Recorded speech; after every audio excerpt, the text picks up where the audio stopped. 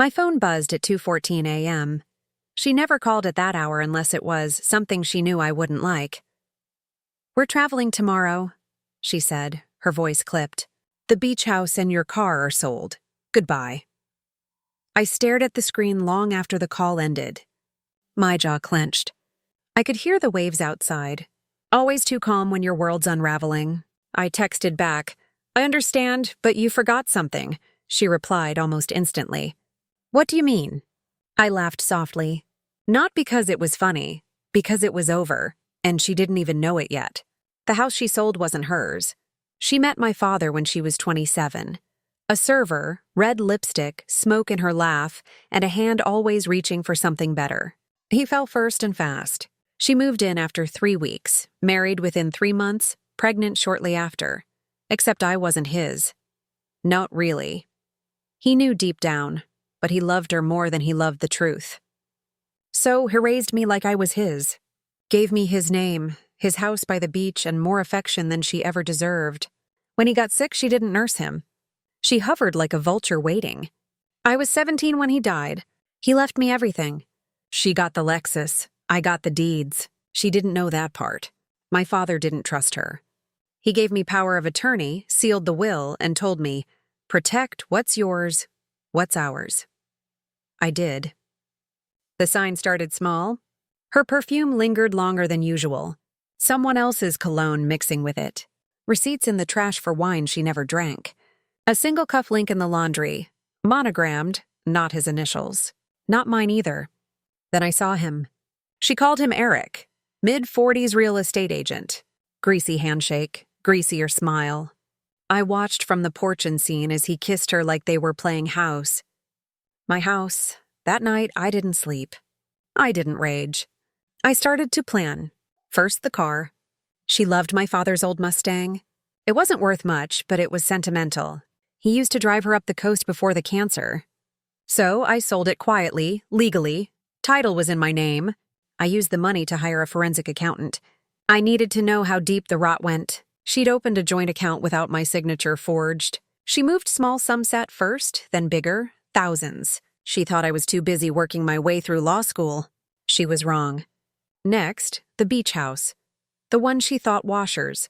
The one I had quietly transferred into an LLC 2 years ago with me as the sole beneficiary. I rented it out every summer. She pocketed the cash, thought I didn't know. She listed it through Eric behind my back. An offer came in, $1.2 million. They took it. I waited until the escrow cleared. Then I called the title company, sent over the real deed, the LLC documentation, proof the property was never hers to sell. The sale collapsed. Legal threats flew. Eric panicked. His license was at stake. I pressed charges, forgery, fraud, wire transfer tampering. I had receipts, signatures, witnesses. She called that night raging. "You think this is funny? You ruined everything." I didn't raise my voice. "You already did." Click, but she wasn't done. She tried to drain the joint account again. Too bad it was frozen. I'd closed it 2 days before, left exactly $1 in it. Symbolic. Shettried to access the safe deposit box empty. My father's watch with me. The deed in my lawyer's hands. She came home one afternoon to find the locks changed. A quiet note on the door. "Unauthorized occupancy is trespassing. Police notified." That's when she made the call. Tried to sound composed, but I could hear the strain. "We're traveling tomorrow. The beach house and your Ferrari sold. Goodbye." I knew what she was doing. A last power play. One final bluff. But I wasn't the boy who used to believe her lies. "You forgot something," I replied. "What do you mean?" I laughed. "The house you sold was actually mine." I let that sit for a second before finishing. "And the man you replaced my father with, I had him disbarred for real estate fraud last week. He'll never work in this state again." Silence, then static, then. "You little." I hung up. The next morning, I stood on the deck of the beach house, coffee in hand, watching the tide come in. Her boxes had been moved, her name scrubbed from the mailbox, her access denied.